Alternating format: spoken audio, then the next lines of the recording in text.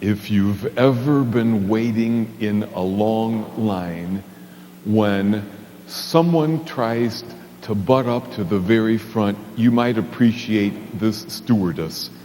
I wasn't there, but it was one of those times when storms canceled a lot of flights. A lot of people were in line trying to rebook a flight to get out of town. As people were waiting at length, one man walked right past everybody up to the counter and said to the stewardess, "I need a flight and I need it now." She said, "Sir, I understand, but there are many people in the very same circumstance and we're doing what we can. Please take your turn in line." He said, "You don't understand. I need a flight and I need it now." She repeated herself calmly but firmly, to which he responded, "Do you know who I am?"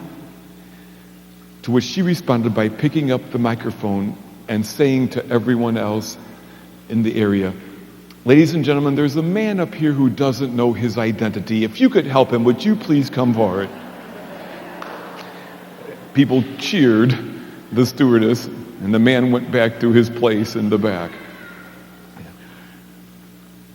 Today, Jesus confronts that part of each of us which wants the special treatment, which thinks we deserve the higher place, which covets the position of power or some sort of entitlement, the best seats, the special treatment. For some, the temptation is to think, "I deserve it," this sense of entitlement. After all, do you know who I am? I'm a priest. I'm an American. I'm Caucasian. I'm pastor of Assumption Parish. I'm Big Al's friend. You know who I am? Jesus is crystal clear about working against that in each of us, both because it's the exact opposite of how he lived his life and the exact opposite of what he wants for us, because he knows there's no life there. If for some it's this sense of entitlement, do you know who I am? For others, I think it's just this seduction that there is out there somewhere something that I'm missing. And maybe I'm not good enough, or my life is just too boring. But we live in a culture that celebrates being a celebrity so much that we'll spend all kinds of news coverage on people like Lindsay Lohan, Britney Spears, Paris Hilton, whom, as far as I can tell, are basically famous for being famous. I don't know what kind of depth there is there. There might be. I don't see it. But we get all caught up in that and think, well, everybody gets all excited about this. There must be something there for me. So I just need to be more popular. I want to make sure that I get those best seats, the special treatment, that maybe I'll get something that I don't have. And for our younger folks here, one of the temptations is to do something similar to that on MySpace or Facebook. If I've just got so many people who are willing to claim on my webpage that they're one of my friends, then I'll be like popular. And well, it becomes addictive, and it's also unreal. It's easier to claim that we're friends than to do the hard work of relating one to another across the table. But I think many of us get seduced by this idea that somewhere out there is something that I'm missing, that all these people that get this special treatment got something going for them that I need for me to have life for myself. And Jesus says, no. Develop this inner life that allows you to find the beauty there no matter what seat you have at table. He suggests a way to that inner life today, at least one step towards it, in a passage that is often overlooked by us. He says, if you're going to have a dinner party, Don't invite your family and friends and people in power and those who can repay you.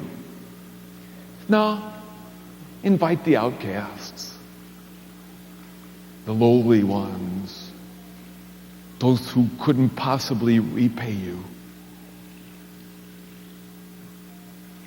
Jesus thinks we'll be different there, and I know he's right. If we do that, and of course it doesn't have to be every meal, and it can happen in ways other than meals. It's whose sports team we're willing to be on, or who we'll hang out with at recess or at the water cooler. But were we to throw a dinner party and invite the lowly, the outcasts, or who it might even be that we sit with in the dorm room, two things happen.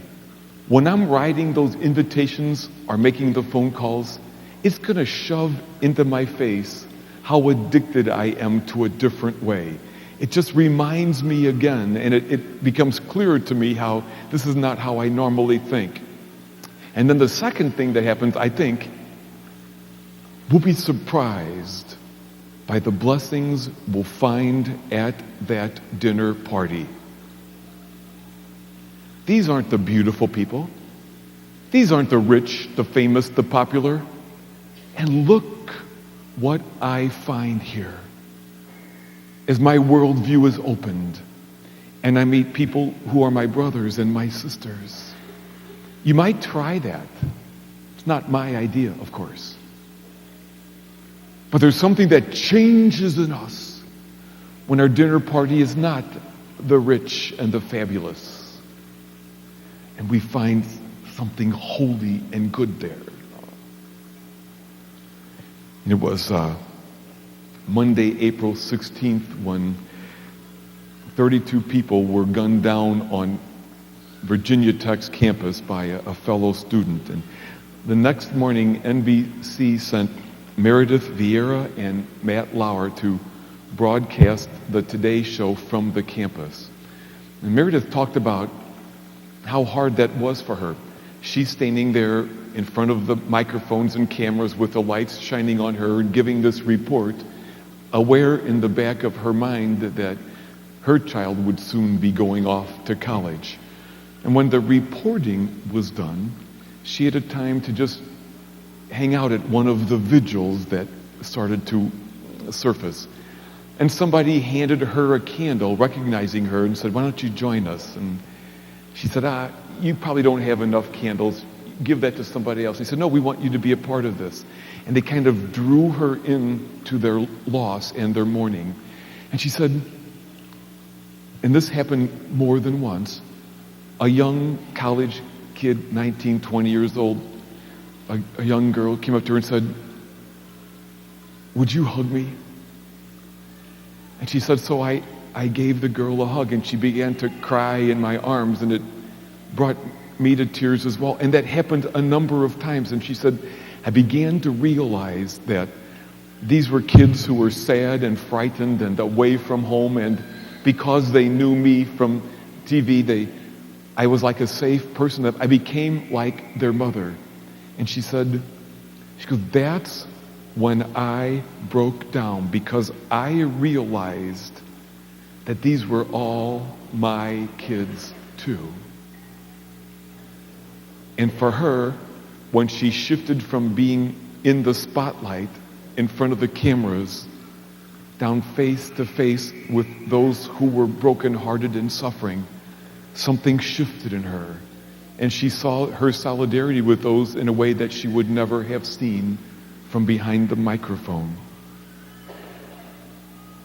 My brothers and sisters, I think that the goal for each of us, and that we'll understand this passage from Jesus, is when we come to a place of such peace inside of ourselves with who we are individually and together, that we don't need the special seats, the place of honor, the titles, or the esteem.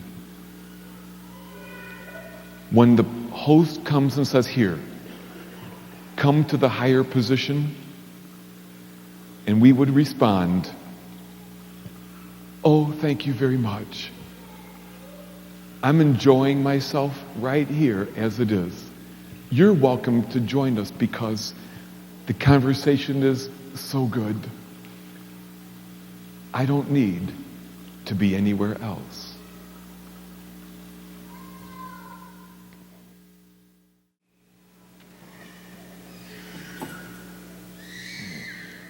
Well, hello, old buddy. What do you got? Magic lantern. Oh, genie. Oh, you're rubbing it and hoping a genie comes out. Make a wish. Oh, you want to make a wish, uh-huh. Well, Big Al, you know that there's really no such thing as a magic lantern, don't you? Yeah. It's still fun. Yeah, it's still fun. It can be fun to make a wish sometime. If you were going to wish for anything today, Big Al, what would you wish for? Popular. Oh, you want to be more popular. All right. Why would you want that, Big Al? More friends. So you can have more friends. Oh, I don't know if you would really have more friends if you were popular. I also think that people who are famous, it's kind of hard sometimes. It makes being a friend a bigger challenge. But Big Al, I kind of worry about you wishing for that because are you forgetting that you have friends already? Oh, yeah. Yeah. Big Al, you are so blessed with the people that know you and love you right now. And I worry that if we start wishing for other stuff and other people, we'll miss the blessings that are here now. Oh, yeah. You'll think about that, right? Anything else? Go Cards. Go Rams. Go Blues. Go Mizzou. All right. Wait, nice time to live in St. Louis, huh? Anyway, big boys and girls, sometimes we wish for stuff, and it's okay. But it can be dangerous, because sometimes when we're wishing for other stuff and other people and a different life, we miss the God who was already sitting right next to us the whole time.